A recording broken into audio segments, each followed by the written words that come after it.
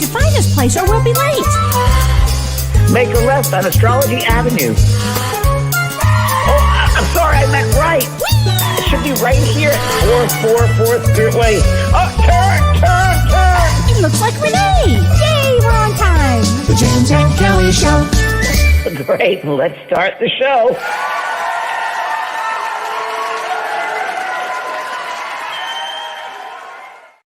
Hi, everybody. I'm Kellee White. I'm a spiritual medium and psychotherapist. And you notice James Van Prague is not here today because he's in Europe.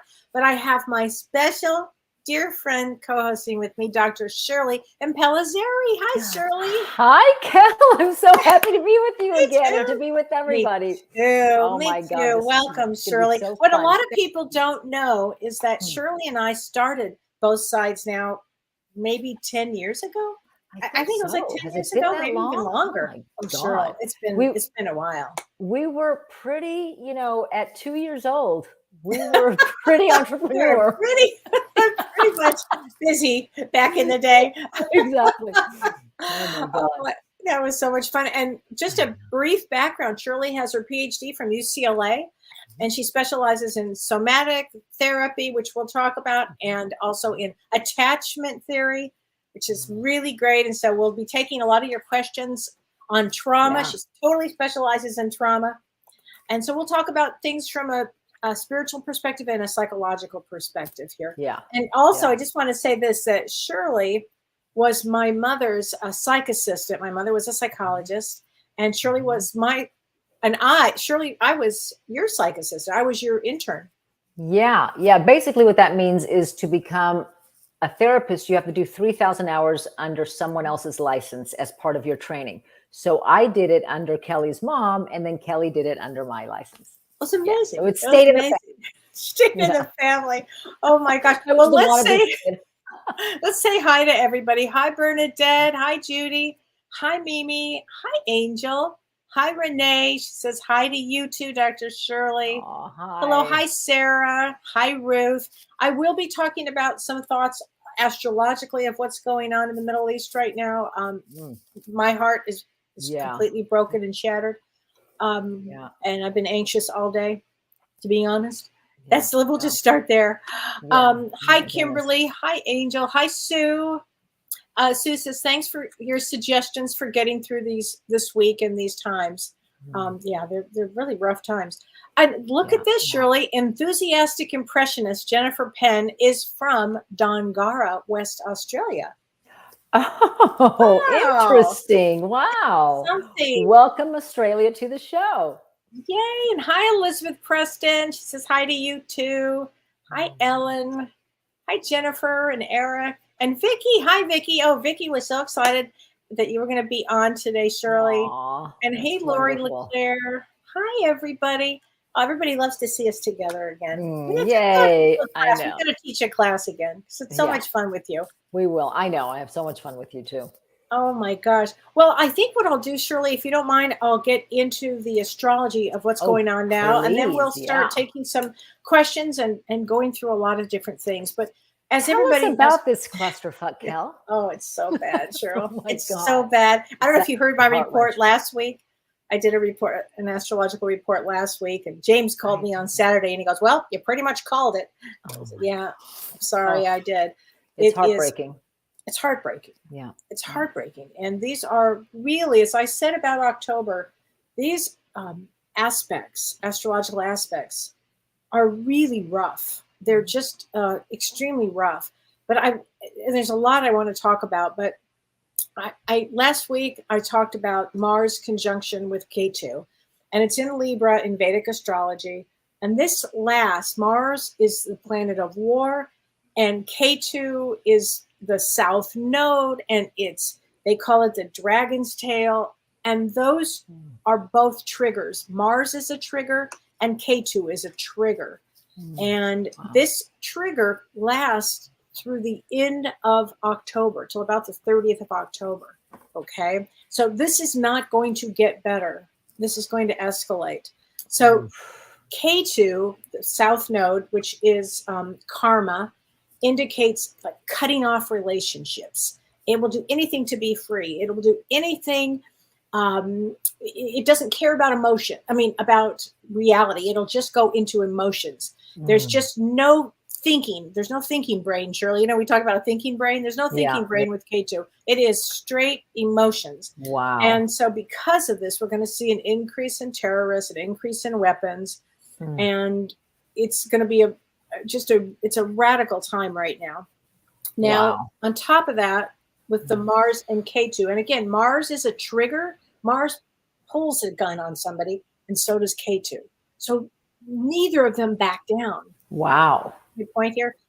And Rahu, which is the north node, is still in Gandanta, which means it's out of control. And that also lasts to the end of the year.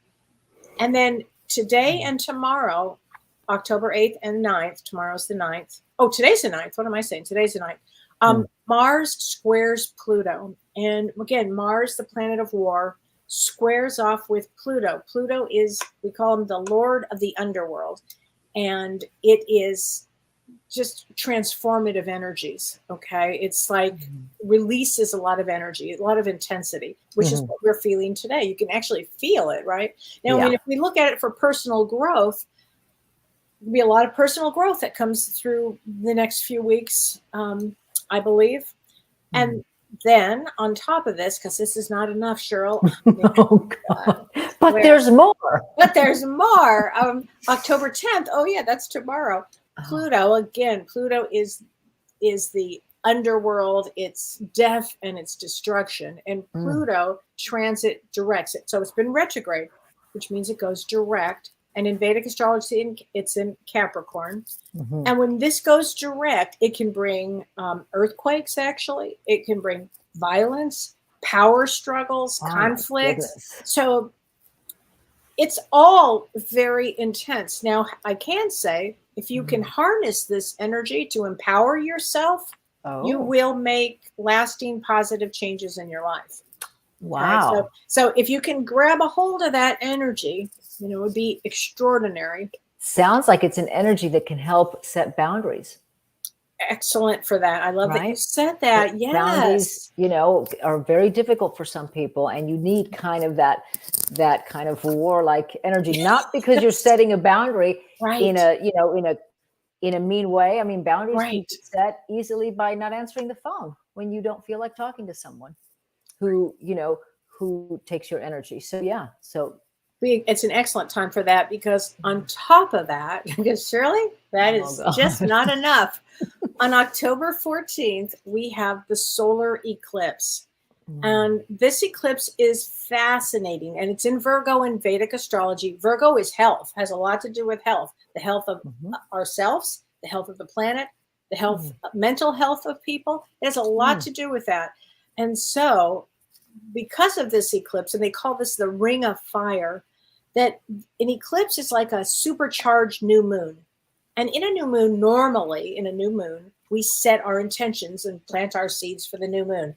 Not this time, okay? This is not where we do anything that we set anything up for, because this eclipse is great to stay in, meditate, do inner work. Okay. And it's a really especially rich opportunity to connect with spirit, because the veil is very thin. Okay. But it is not the day to, let's see, sign up for a new project, or to sign a contract, or to make a deal. It's not a time for that. So this is not where you'd say, I think I'm going to start a project. If you can not do it, it's not a good time. It's the 14th. The 14th. Okay. Yeah, it's the 14th. Now, I want to talk about this eclipse just a little much before we get into everything else, because this is what's called the Great American Eclipse. And you might think, why is it called the Great American Eclipse? Because it goes through North America, the United States, Central America, and South America. So let's just look at, Renee, would you put up there? I copied a little map to show everybody where this eclipse in the United States, where it goes through. And you might think, I never heard of these places like Medford or Lovelock or whatever these places are. Albuquerque is in New Mexico. But what really got my attention, and this is where the eclipse through the United States, Roswell, New Mexico. Shirley, do you know what Roswell, New Mexico is famous I sure for? do. Yep. Isn't that the alien Yes. part of the United States? It is the alien part of the United States, alien to us. But I thought how fascinating. Where my people are from. Where your people are from. Certainly mine too. Yeah. So isn't that fascinating? It makes me have to believe that wow. And maybe aliens will rescue us from this crazy time that we're going on. But it's a topic that is getting a lot of energy now. Yeah. Because of the government admitting, and how can we really believe that we're the only planet in all of the solar systems that has life? Right. It doesn't make sense, does it? Yeah. It doesn't make sense. Thanks, Renee. So I thought that was really interesting because that is fascinating. It's going to go through there. And then at the very end, we have a lunar eclipse on October 28th, and I'll talk about that as we get closer. But Saturn, the last thing I want to talk about is that Saturn goes direct, finally, on November 3rd and 4th. And when Saturn, it's such a slow moving planet, when it goes direct, it stands still for 2 or 3 days. It'll stand still. And that's going to be huge because that is a trigger point and that can create another event. And I'm talking about November 3rd and 4th. Oh, wow. So Saturn is actually hitting at the U.S. moon, United States moon, when it stations. And that's a very radical time. So what I'm saying, if I need to be even clearer, is this next few weeks are very, radical. Wow. I feel that everybody has to, remain as calm as you can and be as kind to one another as possible. Wow. And speaking of being kind to one another, thank you for that. You're welcome. I don't know if you're welcome. Yeah, well, I have no idea. You're just reporting. You're just reporting what's happening. You're not making it happen. So exactly, just the messenger. Yeah, just the messenger. I'm a Virgo messenger. What can I say? Yeah. I do want to though. First of all, I want to talk about why you are where you are. But even before we go there, let me just show this book. Shirley and I have a good friend named Larry Klimas, and I love Larry. And Larry wrote a book. Larry is the other sax player with Neil Diamond. And is he the funnest guy? Oh my God, he's so sweet. He and his wife, they're both the sweetest people. Sweetest guy ever. Yeah. And I love Brenda. Really wonderful couple. And Larry is from the south side of Chicago. And he is the greatest storyteller. And he wrote a book, everybody. Yay! And this is called From the South Side. From the South Side. And even Rolling Stones gave it a great review. Rolling Stone magazine gave it a great review. Wonderful.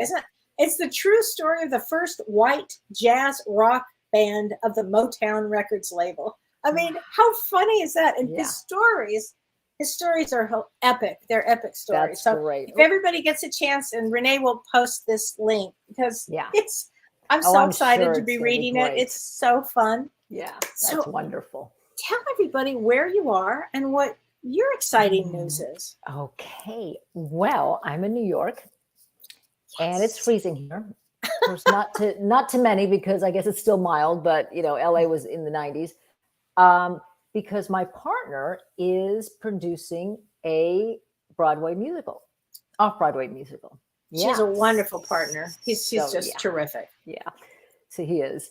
And what's the name of the Broadway musical? It's called Emergence. And it is so interesting. It's like, this guy created it. His name is Pat Olson, and he was a science textbook publisher for many, many, many years. And so he used to interview scientists and try to get what they had to say, like string theory and quantum physics and all that, in a way that even a third grader can understand. Wow. And so throughout all these years, he sold his publishing company, and throughout all these years, he had so much information in his head. And he wrote this musical. It's his music too, which is really great. And so he talks and kind of gives a fact, and then the music plays, and there's dancers and background singers and stuff. But when we first met him, the thing he said that struck, it blew my mind, and I thought, oh, this is going to be huge. He said, he goes, look at me. I'm alive. For all intents and purposes, I'm talking to you. You're talking to me. We're both alive. He goes, but everything that makes us up is not. Oxygen, phosphorus. And he goes through none of that is alive, but we are alive. to me, of course, that gives credence to the soul. Now he's a Yes. scientist, so I did not say that. But, You could. but so Throw it since, in. yeah, I actually did. You know me. I can't keep Mhm. but so it's that, and then it's Wow. music, and it just, and at some point he connects gravity to connection and love. Mm. So it's hard to describe, but it's quite mind blowing. And so if people are in New York right now, Yes. when does it begin? It's playing at the Signature Theater. They start previews tomorrow for 2 weeks, and then it premieres on the 25th. Let me make sure of Yay. that. And it's called Emergence at the Signature Theater. So yeah, premieres on October 25th. So please go see it. I think this is going to be word of mouth, since he's someone that, has never gone out there and done it, but he's amazing. Oh, this So is I'm going to be very going back exciting. and forth. I'm going to be bi-coastal for a while. Shirley, I know. You might want to stop in the Midwest. Maybe you could just drop in here. Yeah, maybe I'm on my way back one time. I'll come and visit you. I would think that would be great. Well, I'm Yeah. so excited for Yeah. Bob, and I'm really excited for you to be able to be bi-coastal and have I that, know. a different part of your life, which is what life is about. I mean, doing different things. Yeah, well, when we look at things and we can see the I don't know, we can say the positive side of COVID. Now, us therapists know that we can do Zoom sessions. And while I do prefer the face-to-face, while I'm here, I can continue my practice and do Zoom sessions. And then when I'm back, I can see the people that I already see face-to-face in my think office. that's So wonderful. Wow. that made it very convenient, to be Right. able to do this. Otherwise, I wouldn't be able to do this. So Right. No, I love that. And, before I forget too, if anybody is looking for a therapist in the New York area, and I'm not sure what New York is reciprocal with as far as licensing, but Renee, would you put up, there's a wonderful therapist named Elizabeth Scott, and she's taking new clients now, and she's spiritual and psychological. She's a psychotherapist, but understands spirituality and is very spiritual. And a lot of people that are having, that are waking up these days, need a therapist. I mean, you are always so wonderful, Shirley, because you supported me as I was a medium first. You always supported me with that work, and then you were the first one. I mean, who would, if anybody even said anything about how was it that I was a therapist and a medium, you would go in and blast them away. Oh, you know me. No, it was great. It was you're fighting my own battle for me. I do not keep quiet. I'm like, Kellee, really you put yourself out there. I see Yeah. what you do. The healing that it brings people. I don't care. And you know me, my dad's an engineer. And by the way, wait a minute, I have to say your dad just passed away. Has it been a week even, Shirley? Almost 2. 2 weeks. Okay. Yeah. So, but I have to tell you, Kellee, it was so peaceful because of everything that I've learned from you. Oh. It was so peaceful. I'm going to share this real quick just to show everyone that we can all make mistakes and we can all learn. He taught me, we used to call him the cheese because as an engineer, he wasn't very emotional. He was just, there's an expression in Spanish, if you're from Argentina, that when someone is just a cheese, it's kind of like they're a chunk of, they just kind of sit there, right? So, and towards the end of his life, he became very religious. And I do a lot of interviews for adults that were molested by religious priests and rabbis. And so I have a huge aversion to organized religion just because of the pain that I, from my end of what I hear. And so they called and they said, well, they called my sister, hospice, said, do you want a pastor to come? And she said, yes. And I was so angry because all I can think, me, I get stuck on things. All I can think about is that connection of how some people take advantage when they're, people of God and they shouldn't. And my dad was so afraid of death. He was fighting it. And I kept just talking to him and nothing was helping. He heard this man's voice and the words that he was saying about God and Jesus. And he listened to a song. All of a sudden he calmed. He opened his eyes wide. His breathing started to slow down. So we all came around him. I was rubbing his head. My sister was holding his hand. My daughter was holding his other hand. And I could tell he felt safe. Yes. He felt safe and he passed in the most beautiful way. His breathing just slowed until he took his last breath. Wow. Wow. And Wow. he taught me a lesson. I apologized to my sister and I said, I am so sorry. I need to be so much more respectful for what everyone believes, even if, Absolutely, yeah, Shirley. yeah. You So have to, I was whatever wrong. their belief system is, that's Yeah. what you go. Didn't I teach you this as a You, therapist? but you know Or was it me, a spiritualist? me. I get stuck on stuff, and I I know. get It's stuck on true. it just because of the pain that it brings.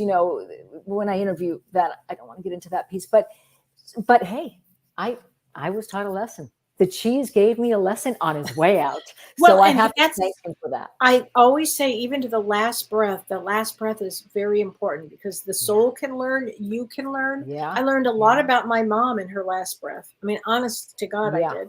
It was yeah, that important that I was yeah. there. I actually put that in my book because it was so, to me, and such an important moment for me. In fact, you Yeah. were there with me when my mom passed. Yeah, I You was there. know, I mean, Yeah, it was yeah. unbelievable. So It it's not is, and easy losing a parent, is it? no, it's Whether not. you like them or that you don't like them. I Because mean, they it's feel just, that they kind of represent like a metaphor for your anger. Again, even if they were kind or yeah, unkind. it could be a metaphor for your But anger. If that's the way it yeah, is. but truly a lesson to everyone that you can always learn something, and it's so important to own your mistakes. It actually makes you more human Yes, it in people's does. eyes to own. And boy, It, did I learn a and lesson. compassionate. I know. I Yeah, mean, compassion yeah, is everything. yeah, yeah. I have to answer this. Beth Glomsky says, Kellee and Dr. Shirley, is all the chaos of October so far, is this part of the reason why there's an odd feeling and dreams, like I want to stay away from people? Yes, yes, yes. It's going to create some energy feelings in you and in everybody. Whether I was feeling that you might want to really connect with somebody, or you might really not want to. Depends on where your anxiety goes, or where. But in everybody should pay attention to their dreams too for right now, because if you might be picking up fear, you just might there's going to feel like there's a lot of fear on the planet. Yeah, I and can understandably so. understandably so. Yeah. Eric, can you guys tell us the difference between trauma therapy and so-called regular therapy or acceptance therapy? I'm in acceptance therapy, but I'm quite miserable. Shirley, I have never heard of acceptance I've therapy. never heard of acceptance therapy, and acceptance therapy may be referring to kind of accepting what happened or where you're at, or however, trauma therapy, the trauma therapy that I'm trained in works with the body. It's somatic. So you work with the body because that's where all the trauma is stuck, in that fight or flight energy that never got to be released. Because when we're kids, we can't fight back if a parent is being abusive, or if we're living in chaos, and we can't take off running, because where are we going to go? So let me ask you this, Shirley. If he's talking about acceptance therapy, maybe he's still got so much inside that why would you accept? Exactly, You'd because you would have so much, what I'm thinking, anger or whatever. yeah, Right? yes, exactly it. Because I think all of our goals is to accept and be able to move forward in life, right? However, in order to accept what happened to us, we have to also validate how we felt when we were that little kid, and the anger and the rage of a parent not taking care of us in the way that they should have, right? And it's not about blaming parents, but the brain develops between 0 and 6. And who are you mostly with? Your caregivers, right? So it's not about blame at all. It's to understand. And it's an important process to do, is to get in touch with your own sadness, your own disappointment, your own anger, which is life force energy, and process that in the way that I've been trained to do it, is through the body. So you notice if there's an impulse to hit. And so we use a lot of imagination, because the primitive part of the brain doesn't know the difference between real or imagined. So like when I was going through this therapy, my therapist said, what are you noticing in your body? And I remember noticing a volcano exploding. And that, of course, was rage. So I just sat with it and sat with it and sat with it. And then it started to dissipate, Right. And that's how you work with trauma. And I think maybe, Eric, what you're referring to as regular therapy is talk therapy, which is wonderful, because it's important to understand how we got to where we are, and how maybe these misattunements or these traumas affect us in our current life. Patterns with the people that we date, that kind of thing. However, it has its limitations because it doesn't heal the trauma. So it's an important part of the process. But trauma therapy, which I would equate with somatic therapy, is healing the trauma from inside your body so then you can accept, you know. I never thought that talking therapy was enough. Yeah, I mean, you have to understand where things came from, but then what do you do with it? That's the part, that's the limit that it has. Right. So this is a question from Maria Anastasia. She said, what can I tell myself that will stay to not get into victimized depression, anxiety? I'm not been able to reimagine through love my needs and support. So, I mean, basically, I think she's talking about victim mentality, basically. Well, if we view ourselves, when we're kids, we are victims. You know, not a victim identity, but we are victims of our environment. We just are. And hopefully we had loving parents that maybe could, you know, could admit to mistakes and apologize and that kind of thing. And unfortunately, many of us were, you know, weren't so lucky and grew up in very traumatic families. So we continue, you know, anxiety is a fear, is a pervasive fear, you know, and when we're brought into a traumatic or a chaotic childhood, we were a victim, and the seed that gets planted is the world is not a safe place. And so as adults, that anxiety is about not feeling safe. But how do you break the pattern from being a victim? Because I know so many people that walk around with that victim consciousness. Yeah, part of it is healing that inner child. You know, that little kid that was a victim of the chaos around him or her. So let's talk about inner child work. How does somebody go about that? John Bradshaw, I think, is the original psychologist that coined that term. Okay. And so you can go on YouTube and he's passed on now, but you can go on YouTube and hear his talks. He has wonderful books that he wrote about that. And it's about really tuning into that little kid that's still inside of all of us. And imagining in the somatic work, I would say, okay, imagine you as the adult is giving that child what she or he needed. Was it held? Was it a hug? Was it, I'm so sorry, life feels so scary?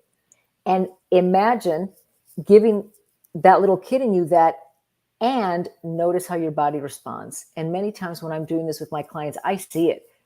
You can see shoulders relax. Yeah. There's more breathing room. You know, they'll share with me, I feel more space in my chest. Right. You know, so that's how we start to heal. So along that lane, when we talk about trauma work, Shirley, what happens when there's a moment in your mind that all of a sudden you get angry, or you kind of have to look back at the traumas in your life, or like something has triggered a trauma. Yeah. Do you look back at would that be a time to think, wait a minute, why am I so angry about this? Yes. The emotion of anger, there's nothing wrong with the emotion of anger. And in fact, it's life force energy. If we didn't get angry at someone coming at us, we wouldn't have the impulse to fight back, and the species wouldn't have survived. So it's a very important emotion that we get scared of, because maybe when we lived, you know, we grew up with a very angry parent, then anger becomes very scary. And it's the behavior of anger that gets us into trouble, not the emotion. So along to what you're saying, Kellee, is when we feel angry, to notice it.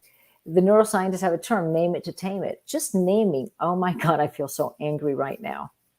That in and of itself could help it dissipate. It's almost like emotions just want to be validated. You know, instead I like that. Yeah, instead of repressed and pushed down because we don't know what to do with it. So then the same could be said for victim mentality.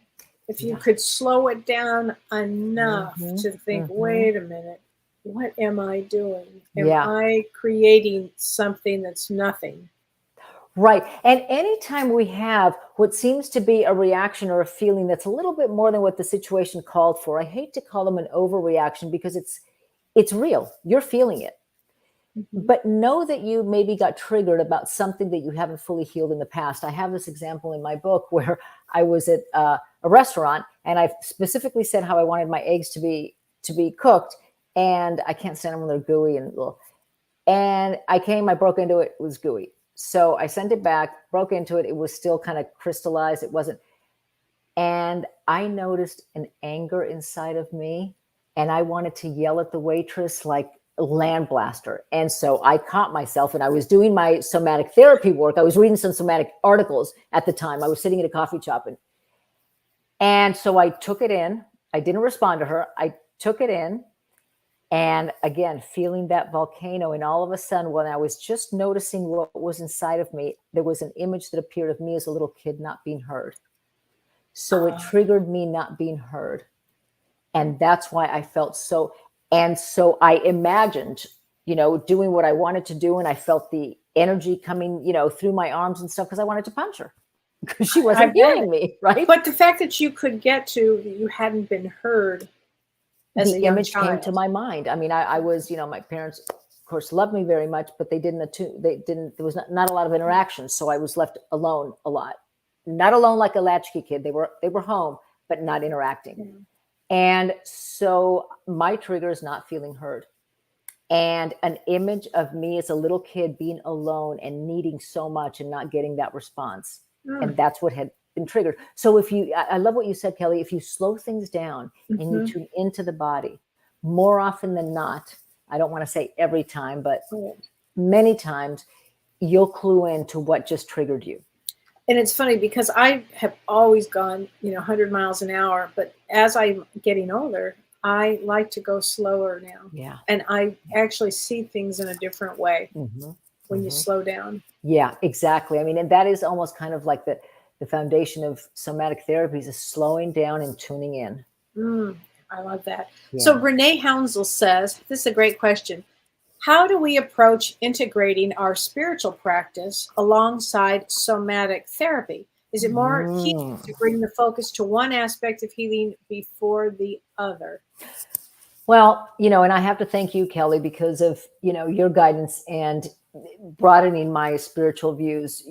I've had a lot of people that really thank me for having a spiritual skew in the way that I practice. And I credit that all to you. And Shirley, I credit so much to you because you have a left brain. Love each other. Wow, oh my God. How great is this? Your left brain. It works so well. It makes sense or it doesn't make sense. Exactly. It just cracked me up. But I find that it's important to do both. The somatic therapy heals the trauma because in this lifetime we're human. So the somatic therapy can heal the trauma that you endured, either a shock, one-time trauma if you were assaulted as an adult or something, or had a really bad car accident, that can cause trauma because it's shocks to the nervous system. Yeah. Or of course, childhood trauma. And also the spiritual practice can go hand in hand with we're all on a journey and everything happens for a reason. And it goes along, Renee, it goes with compassion. The answer there is compassion, because you can have your somatic therapy with deep compassion for what you have gone through. Yeah. I mean, and I think that compassion is what heals everybody. Absolutely. And self-compassion heals us. Absolutely has to be self-compassion. Mm-hmm. Yeah. So and compassion to others. I mean, we get to the point where we can then, once we've validated our own feelings when a parent misstepped, we can also then have compassion for them. That doesn't mean we're not going to have an emotion. Right. If they say something stupid or, But it might not just be a parent, Shirley. It could be an ex-husband, a spouse. Oh, it could be anybody. Absolutely. Anybody. So when you say that, it could be anybody. Yeah. That's done harm. Yeah. Because if you think about it, nobody's born that way. It's all about experiences, and we carry some things over, from in our soul. Go ahead, say it. Past lives. Past lives. Yeah. Go ahead, say it. You're in a good place for that. Yeah. Right. I love that. So we can carry some things over, but it is important to heal that part of us and then also bring spirituality. And I think it's doing both. It has to be both. I love it. Yeah. Some people go the spiritual route, but they haven't healed their trauma. Right. And we call them spiritual bypassers. And I can feel it. They're like floating up here and they're not grounded. How many times have you seen patients like that? Yeah. Where you have to go, oh, please, come here, get grounded. Come back. Because we're human in this lifetime. We have to heal our trauma. We have to. Oh, yeah. I can't do the floating butterfly thing. I can't. Well, I never feel anger. I'm above feeling anger. Yeah. Oh, no. It's life force energy. Yeah. The anger doesn't have to be destructive, but it's so important to acknowledge it. Totally. Yeah. Karen Rager says forgiveness. Absolutely, Karen. And in fact, that's what this period of time is good for, ultimately. Lisa Marshall Maitland, she says, I've been working on sitting with my feelings and fear. It's not as scary as it seems. Good for you, Lisa. Not as scary as it wonderful. seems. Because what we've noticed, and what Dr. Peter Levine, who's created, you work with Dr. Peter Levine, who created this type of therapy. What happens is when we have a big emotion, we tend to it can become so scary that we right at the top of it, that's when we repress it, either through drugs, alcohol, distraction, anything. And if we just waited long enough, we start to notice the shift and the emotion starts to dissipate. So if you wait long enough, just exactly what she's saying, your nervous system and your mind get to experience that. And so then emotions become a teeny bit less scary next time around. Right. Yeah, we can sit with them. Right. Renee, can you put that back up, please? Renee, you had that one up there, Renee, but now it's no longer there. I don't know where it went. It was there and it wasn't. Okay. Yvonne Brubaker says, my anxiety has been so bad that I have not been to a grocery store for 5 years. What would you say to somebody if they came to you as a patient? Well, I would begin to explore, the anxiety and see if there was, see what may be underneath that anxiety to heal that wound. And then the anxiety starts to dissipate on its own. Anxiety is about not feeling safe. The world does not feel safe. And there's a reason for that. Yeah, that's so true. Yeah. Robin Young Bayer says, healing the inner child was pivotal, she said, for my spiritual development. I find that they go hand in hand, Robin. Yeah. That's really great. Okay. Enthusiastic impressionist. I love that. Jennifer Penn. How do you cope with fear? I was told that if we live in fear, with everything that's going on in the physical world today, we will stay on the hamster wheel and not move forward. Correct. I would agree with that. Absolutely. Absolutely. You cannot live in fear. Yeah. Yeah. Easier said than done, but you can't. Right. Yeah. Again, I would, and it may be difficult to do it on your own initially. So I would find a somatic therapist that you can work with, to what brings you fear and to sit with it. Notice your body. Where do you notice the fear? What's the sensation of fear? Is it a clenching in your stomach? Is it a tightness in your chest? And you notice the edges of it. Notice if it has a color. Notice if it has a shape.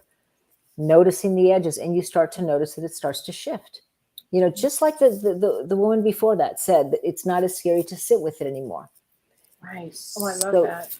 That's how you start to, because it's not so much coping with fear necessarily, but working with what caused the fear in the first place, healing that wound, and then all of a sudden the fear starts to dissipate.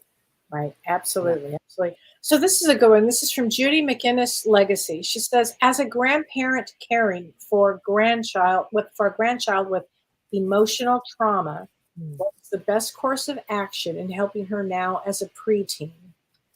Shirley? So a grandparent caring for a grandchild. Yeah. I don't work with kids. However, I would find I would find a somatic therapist so they can learn how to first identify what they're feeling. I had to, because I was so shut down, I literally had to get one of those posters of emotions where it's the different faces and the different emotion underneath to kind of, which is great for a preteen, actually. Exactly. Because they may not know what their emotions are. They wouldn't have a clue. I'm just pissed off. Oh, okay. I started to learn. It was almost like paint by number for me. I started to learn, well, I'm not sure how I'm feeling, but my chest feels a little heavy. Oh, maybe that's sadness. Maybe I'm feeling sadness. That's how I had to learn, because I had shut them down. So I would, with somatic therapy, you can probably go YouTube and look for videos that can show her maybe how to start to recognize her emotions, how to deal with when there is a lot of anger or big emotions that come. Preteens, you have to navigate that one, and that's a great idea. What you suggest. And you're giving her or him, you're giving your grandchild a huge gift, because teaching someone how to navigate through their emotions is a lifelong gift. Yeah. Yes. And many times it's just validating. It's just validating an emotion. I think grandparents are so important for children. I know. You know? Yeah. I Maybe, love them. Renee, you can put, I know you're very important to your grandkids. I love them. They're so cute. Renee, maybe you can put the Somatic experiencing website on. So It's called traumahealing.org. Is that the one you're talking about, Shirley? Yes. I don't know if they changed the name. Oh. Yeah, no, it's still okay. Traumahealing.org. And you can find a practitioner in your area, and it's worldwide. So for maybe even for children or preteen. Yeah. And it'll, in the description of the practitioners, it'll say if they work with kids. Okay. Wow. Tony Coppin says, can trauma anxiety be with permanent illness? So if you have permanent illness, trauma anxiety, I would think so. I would think so too. Yeah. Have you worked with that, Shirley, with somebody who's got a permanent illness and they've got trauma around that and which has created a lot of anxiety? No, because, anxiety is really fear of death. I mean, if we break it down, it's fear, and it's fear of death. I had this woman who came in who had terminal cancer, and I would just hold her. I would sit by her and I would put one hand on her back, which is support, and the other hand in the front, which is protection. And I would just do that, or I would stand behind her and put my hands on her shoulders for, again, support. And you check in if here or like this, what feels more comfortable, where your hands go. And I mean, that's it. There's nothing that you can do other than maybe get more information on life after death. Elizabeth Kubler-Ross has wonderful books that help with that fear. Well, life after death is an excellent one. It's an excellent, and there are a lot of wonderful. James has got James. I mean, what am I even saying? James on Prague has some wonderful. Yeah. So I would inform, myself if there was a fear of, anxiety with terminal illness, it might be a fear of death. I would learn everything that I could, and also just, and get support. Support anybody that you can find that's a good support system for you. Absolutely. Eileen Groom says, does trauma pass into the next generation? Yes. It's too bad I wanted to have Carrie on tonight too. I know, because she works with intergenerational trauma. Yes, generational trauma. And the answer is yes, it does. I mean, if one person does it, all it takes is one person to start to break that cycle, right, Shirley? If you are that one person, if there's so much trauma in the family and somebody steps in and says, I'm going to break this up, and really starts dealing with all the different traumas, it's amazing how that can change the legacy of it. Yeah. Many times they're considered the black sheep of the family because they're changing the system. Yes. Yeah. Exactly. Yeah. Oh, that is so true. They did a study with rats where, the parent rat, right, got, I think, shocked when they smelled a smell. I think it was like that, right? And 5 generations later, up until the 5th generation of rats from that original one would their heart rate would go up, and they would get stressed out when they would infuse the cages with that smell. That's wild. That's wild. Yeah, I believe it. I totally believe it. Yeah. Okay, so this is a good one. This is from Barbara Mulligan Buffing. She said, what if we don't know what the trigger is? She said, I don't remember my childhood, but I know things happened. My dad beat my mom. I don't remember it, but I've been told. You will know what your trigger is when you notice, again, a reaction that's a little bit more than what the situation calls for. Like, I had no clue why I would always react when my order was wrong, and I was very specific about it until only that. Wait, not only that, Shirley, I was with you once when they were playing music on a cruise ship. Oh, is it all right if I tell the story? Yes. I actually watched this. So Shirley came in. We were on a cruise. We were with James, actually. I don't remember where we were. Yeah. And Shirley and I were sharing a room. When you were with James. And Shirley and I were sharing a room, and Shirley comes in and she's so upset. And I said, what are you so upset about? And you said, I don't want to talk about it. I said, what did my sister do? I just assumed it was my sister must have done something. I said, what happened? And you said, I don't want to talk about it. I said, Shirley, please, for God's sakes, why are you so upset? I'm not going anywhere. You're going to tell me. And you said they stopped playing the music that I liked. It was Copacabana by Barry Manilow. I had requested a real thing that happened. Hey, I'm not embarrassed to tell this story. was like, and what? I had requested that they started playing and they stopped it in the middle. And it was, again, not feeling heard, feeling ignored, feeling like we don't But care you about got you. triggered from that. So anything can trigger us. And if we wait, if we tune in and we wait long enough, the reason will show up, even if you don't remember your childhood, because I don't remember my childhood either. But I did get that scene, that flash of me being alone, yearning, needing, and nobody there. That let me understand that it was, not being heard was my trigger. Yeah, no. And then Beth Glonsky says, wow, just wow. Dr. Shirley just made me realize that not being heard, not being acknowledged is part of what my dreams and my anger have been about in the past week, making me think to stay away. Oh, wow. Wow. And Beth, what clues you into, which one of my teachers told me once, your favorite movie, the lyrics to your favorite songs.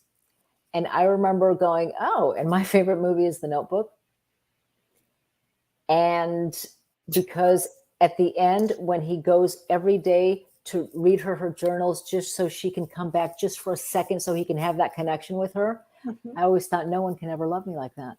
And I would sob at that. And so when it was Dr. Stan Tatkin, when he said that, you'll learn a lot about yourself and your deep, because I always thought, I don't need a boyfriend. I don't want a boyfriend. I'm fine. Right. But that's the counter, the way that I kept myself safe. And when I realized that, wait a minute, The Notebook is my favorite movie. Oh my God. There was a lot. I remember when you told me that, and I was like, what? Yeah. And my favorite songs, the sappiest love songs ever. Oh, it's Barry Manilow, anything, actually.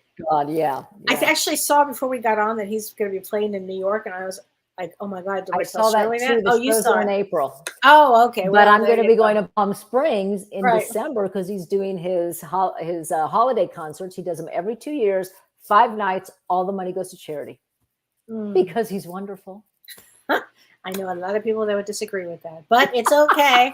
It's I okay. don't want to hear it. I know you don't, and I don't want to burst anybody's bubble. Thank you. Because that's not what I'm about. Susie Everett says, I'm dealing with a lot of anxiety. I'm diagnosed with breast cancer, and there's so much unknown. Oh, Susie, join a group, Susie. If you can find a group, a cancer group for it's amazing. Yeah. You can find them online. You can find them in wherever you live. It's helped so many people that I know with cancer. Yeah. Because that is real fear. How can you not feel anxiety when you have been diagnosed with cancer? And what happens sometimes is we tend to isolate when we hear news like that, which is why what you're saying, Kellee, is right on. A support group so you don't feel alone.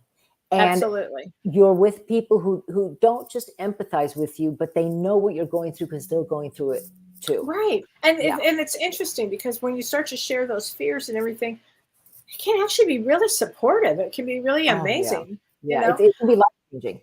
Life-changing. Gosh, so true. Yeah. Anthony Lewis says, how do you tell the difference from a vision of the future and dream time? Sometimes you can, Anthony. I see them both. And my sister and I actually just had a conversation about this. She saw something and she said to me, is that a vision or was that a dream? I said, that was a vision. I can usually tell the difference. How can you tell the difference? Depending on what it is. Now, sometimes it just might be, dreams are really interesting because they can be what you're working on, what needs to, what you don't want to see. But in certain incidences, it's definitely a vision, something different. I can always just tell. It'll come through a dream. Yeah, it comes. Yeah, okay. Yeah. Oh, okay. Yes. Got it. So again, this is from Enthusiastic Impressionist, Jennifer Penn. She said, I am a caregiver for my husband who was in the Vietnam War. And I live with anxiety most days, and he has Parkinson's disease. That's not an easy one because, that's a real, sometimes we'll say that anxiety, is it real or is it imagined or whatever? This is a real one. It's right, Shirley? That would be a real one. Yeah. Well, anxiety, when we have anxiety, when something that would be anxiety producing isn't happening, then it's just as real. It's just maybe coming from having had a chaotic childhood or not feeling safe when you were a kid. Right. This, however, is she's going through things that would cause anxiety. Of course. So it's natural The to feel unknown. that. Again, the Right. unknown. Right. You know? And if the anxiety then gets, stops you from being able to live, then that's when, of course, I would suggest getting help with it. And really learning deep meditation, because deep meditation slows your brain down enough. It slows you down that you can handle a lot. I mean, I meditate every day. I've been meditating every day for 20 something years at this point. And it's very, very important, I feel. So Anne Margaret, remember Anne Margaret? Anne Margaret says, just saw the movie tonight, Carlos Santana. I love Carlos Santana. He's such a nice guy. He admitted to abuse as a youngster and how he refused to have victim mentality and focused on, I am not that. Right on. That's good to thank you for that, because I appreciate that. Char Demuke says, so here's an interesting fear. My dad starved himself to death when I was 15. Oh my. Now I've heard of women doing it. I have not heard of men doing it. That's fascinating. A lot of personality disorders that have done that. Yeah. But I don't know if I've ever heard of male, Shirley. I have been so afraid of dying that way that I became obese. I recently had to not eat to do a colon cleanse for 2 days before the surgery. Not only did I not die, but I felt great. Now I'm eating fruits, vegetables, and fish, feeling great. Wow. Who knew that a colon cleanse for surgery would turn that around? Yeah. Char, that is a wild story. I have to digest that one. And thank you for sharing that. It's amazing how when we make associations in the brain, how that can affect us and really guide our life. So that's part of what working somatically does. It helps you uncouple two things that are not associated with each other, that are separate, that have been associated. Like for you, dad starving to death and the trauma of that, to never wanting to, to be so afraid of death that you went the other way. Yeah. Truly. Boy. Char, I'm going to be thinking about that one. That is a big one right there. Well, thank you so much for sharing. Yeah. And I'm glad that you're feeling great. It's amazing how that turned it around. Okay, Shady says, one of my clients said that she read that she has the DNA trauma passed down because her parents were Holocaust survivors. She said it can go 3 generations. 100%, Shady. Yeah. 100%, that's correct. Yeah. And it could, 100%. I'm so sorry about that. Okay, Charmaine Vigske says, trauma from car accidents. Oh, Shirley, I actually remember this story. This is an unbelievable one. And I meant to share this one with you when I heard about it the first time from Char. She said, Charmaine, she said, my husband and I were hit by a tree going 60 miles an hour, and they were able to walk away, Shirley. A tree fell on them. Oh, a giant tree, like a redwood, fell on them. Wow. Knocked them, and somehow, and they were going 60 miles an hour, just driving in the, and a tree just happened at the at that exact moment. So I remember talking to her about this, and she said she experienced a blackout type feeling. They thought they were shot. I mean, what else would you think? I guess she said we didn't know. She said, I know a destiny point in life, and we are still here. It's definitely a destiny point. We have such different ways of dealing and learning from it. And she says she's very open to it, and I don't know if her husband is. Probably not. I mean, everybody has their own way of dealing with things. But that would be a cause for trauma therapy, right? Oh, absolutely. Because it's a shock to the system. Anything that overwhelms the nervous system can cause trauma, and trauma is how we perceive it, how we react to it, how the body reacts to it. So that, that's life and death. And so that can really traumatize a person. And so working with that, I've worked with a lot of accident victims. In fact, there's a great book, Renee, if you want to bring it up, by Dr. Lawrence Heller, Heller, and Dr. Aileen Lapierre. They both wrote it, and it's exactly about car accidents and healing the shock trauma of car accidents. Yeah. Okay. Hopefully Renee can find that, because that would be a great one if he can find that for us to post. Jean Palkey says, Dr. Shirley, can you talk about grief and somatic therapy? Now, Jean is also, she does, she's a a spiritual, she's a coach, but she does all kinds of coaching for grief and she's taking a somatic class. So talk about wonderful. You know, again, it's the key to somatic therapy is slowing things down and see how you feel. You know, it actually still happened when my father passed away. You know, we were dealing with stuff, so I was on it, and I actually had to take a moment and go, wait a minute, but how do I feel? Because I kept asking you, right? I know, and because I would cry, and so that let me know that I'm feeling something, but I'm not fully, you know, in touch with it. So I just sat with it. I slowed things down and I sat with it. And what helped me prompt it, I brought in memories of my dad and that kind of thing.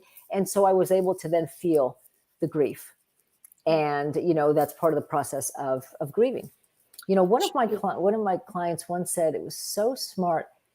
And we all kind of know this, but it's a great reminder. She goes, you know, when someone that we love passes on, she goes, we never stop grieving. We just feel it less often.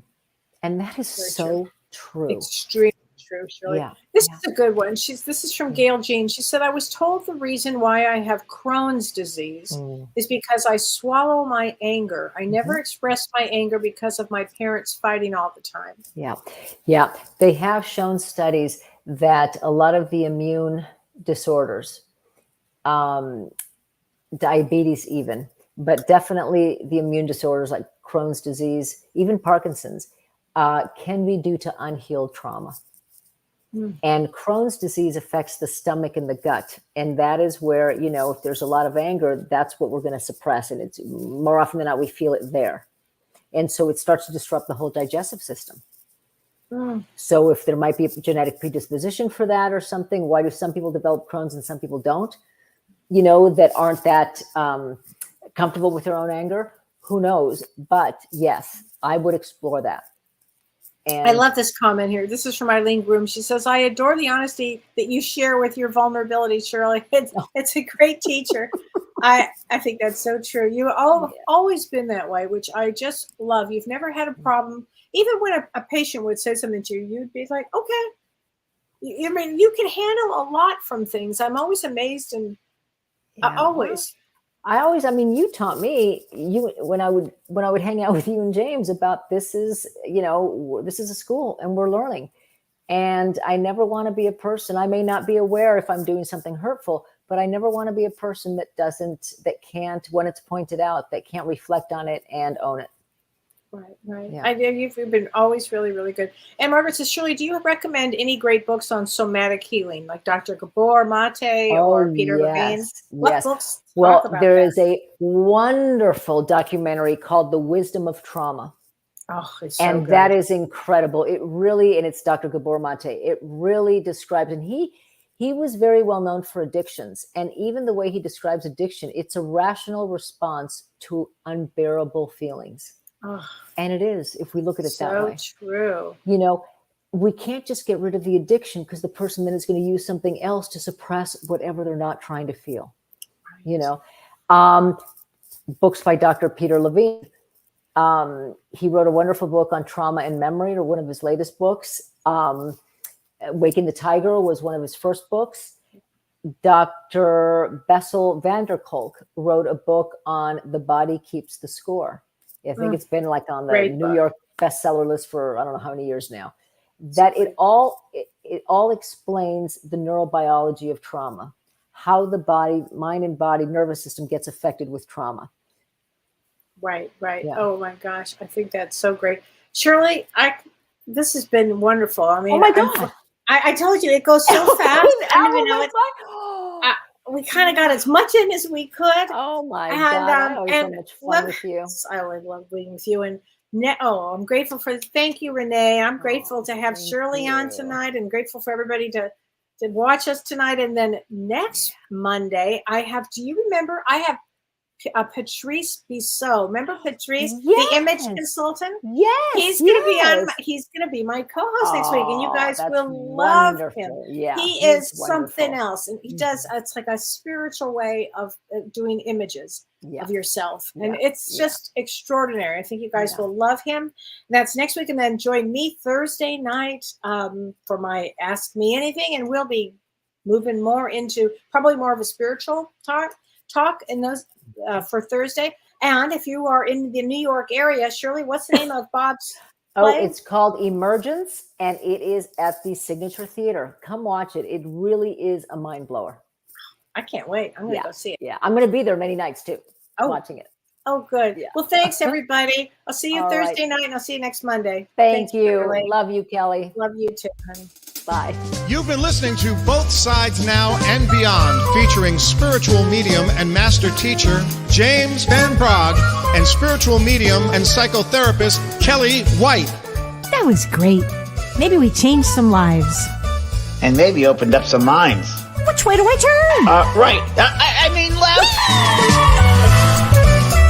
The James and Kellee Show.